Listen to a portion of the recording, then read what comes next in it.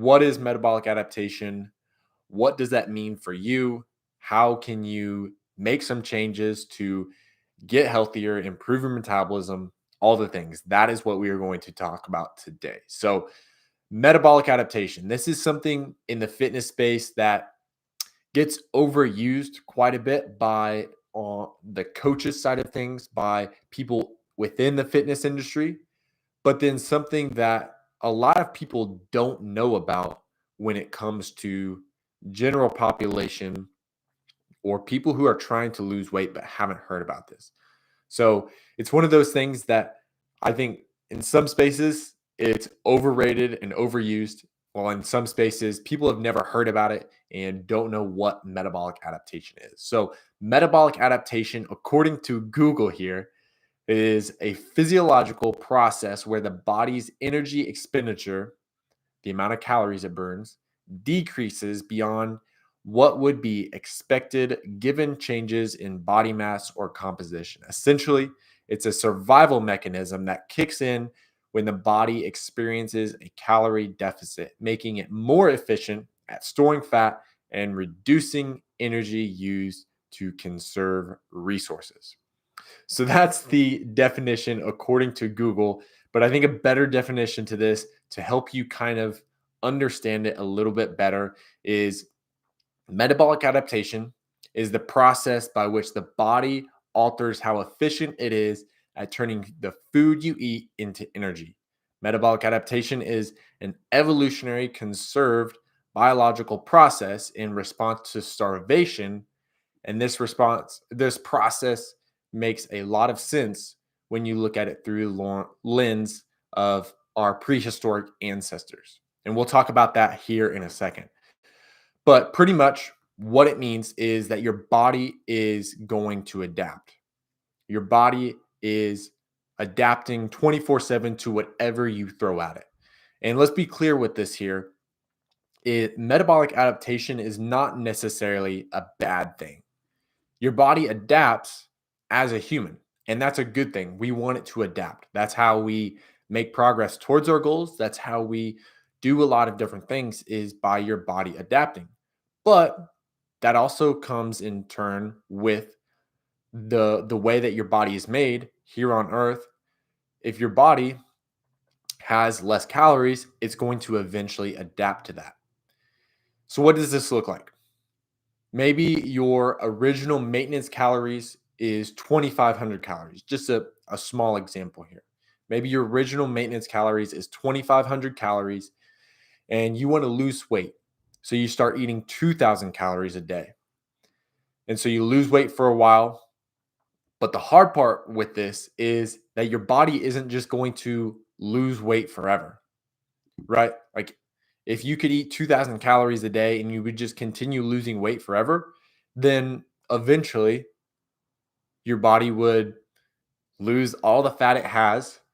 Then you wouldn't have any insulation for your organs, or hormones would get thrown off, and you would eventually die.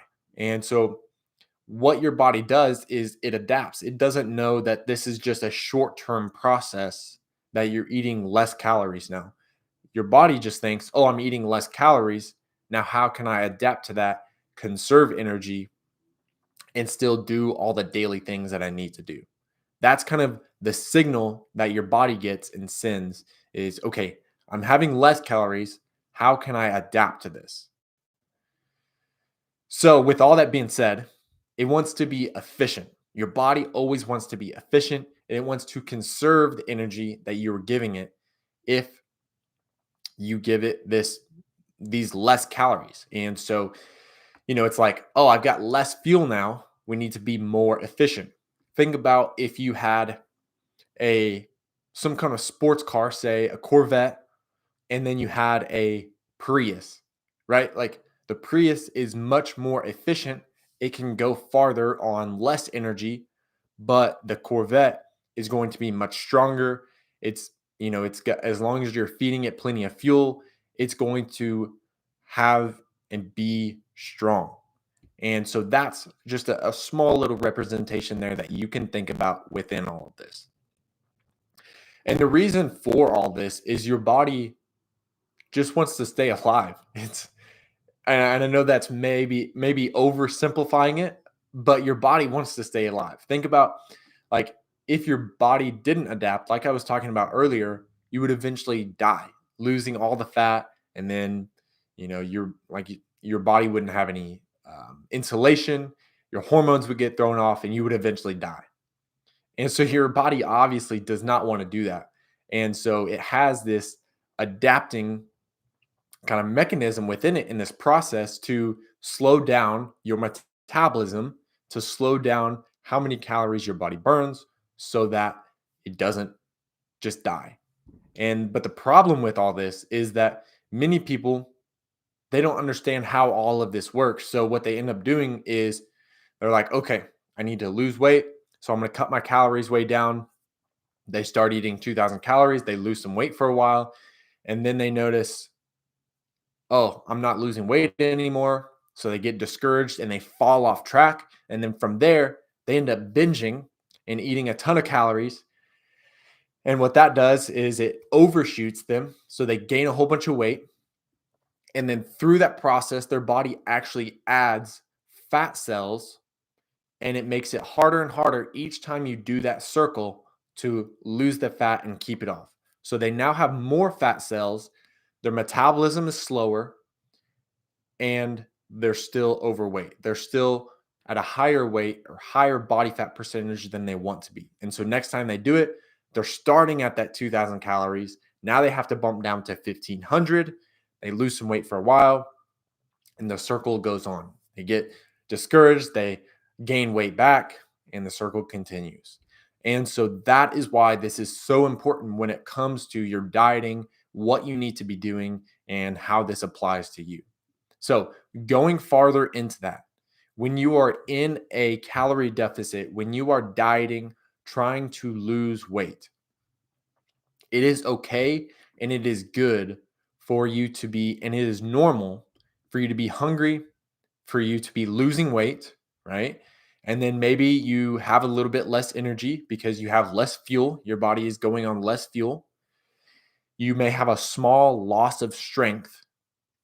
And, all these things are normal during a diet, during a phase of being in a calorie deficit. Those things are normal. That's not a bad thing. But what people get wrong, and when people go down this path of continually dieting and doing these low calories, being metabolically adapted to these low calories, what happens is you eventually stop losing weight, but you're eating very little calories. You're not hungry, but maybe you have some intense cravings every once in a while. Maybe every weekend the cravings just get to you and you go binge on your favorite food, whatever that may be. I'm just giving an example here, but you also, maybe you feel like you can't eat any of that fun food that you enjoy and that you like without gaining 5 pounds the next day. And maybe you're chronically fatigued throughout the day. That afternoon slump comes around. And so these are all signs that you may be metabolically adapted, not eating enough calories. This is all signs that it's gone too far, not a good thing. For example, a lot of guys, they come to me and they're eating like that 1500 calories and they say, "No, I can't lose weight." They're not hungry. They're tired, they're fatigued. Maybe they get injured easy. And a lot of that is because they're not eating enough. But it's not as simple as just bumping up your calories 2000 or, a thousand even. It's a slow process. It's strategic to get there. We'll get into a little bit of that here in a second. But all of this to say, you need to eat more in order to lose weight. And I know that maybe sound crazy, and you may say, "Oh, I'm not hungry," or, "Oh, I'll gain a whole bunch of weight." But there is a strategy, and you can be strategic about doing this. This is not a good place to be in. It's not good just to eat as little as possible for the rest of your life. And that is likely not going to be sustainable for you to maintain the weight that you want to maintain. So we need to get you out of this. So how do we do that? So one choice The choice that you probably don't want to do and that I hope you don't want to do is if you're eating that 1,500 calories or less, whatever it may be, is okay, well, we can go in a deficit, but it's going to be hard to do that. We can go down to 1,000 calories and you can probably lose some weight doing that. But let me ask you this, is that going to be sustainable? Is that going to help you have energy to play with your kids, to go on the hike with your family, to do the things that you know God has called you to do? Likely not. That's also going to throw hormones off. It's going to make you more prone to injury. A lot of different things are going to come with that. Lower testosterone levels, a whole bunch of things are going to come with that.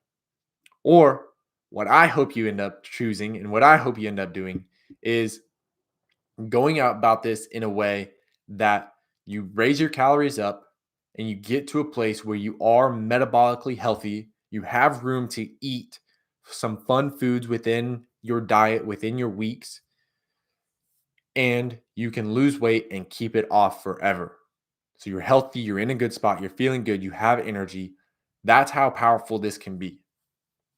Now, to do all this, what we need to do is think about periodizing your diet or going about your diet in phases. This is what I do with all my clients.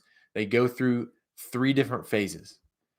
And with this, again, this is where a lot of diets go wrong. A lot of diets, it's very marketable. It's very, um, you know, fancy sounding to say, oh, you can lose 30 pounds in 2 months.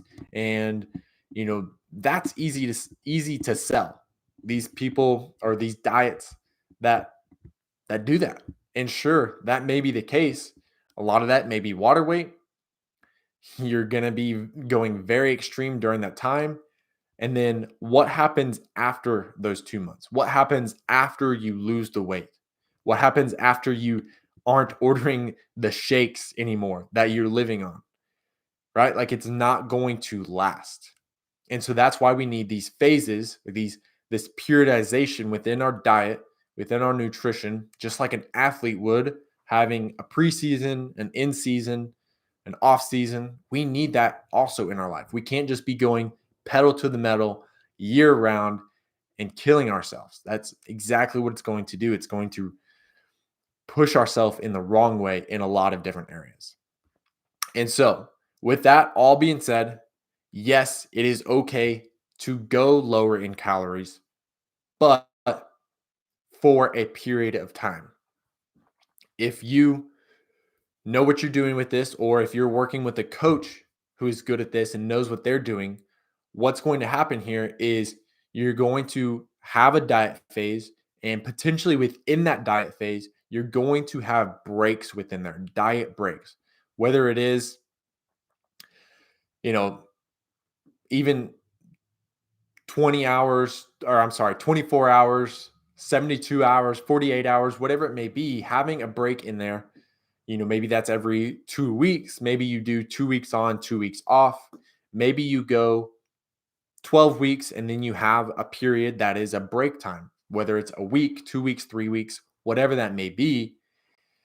And especially here, if your diet phase is going to be longer, that 16, 20, 24 weeks, we especially need to be taking a diet break or multiple within that time frame.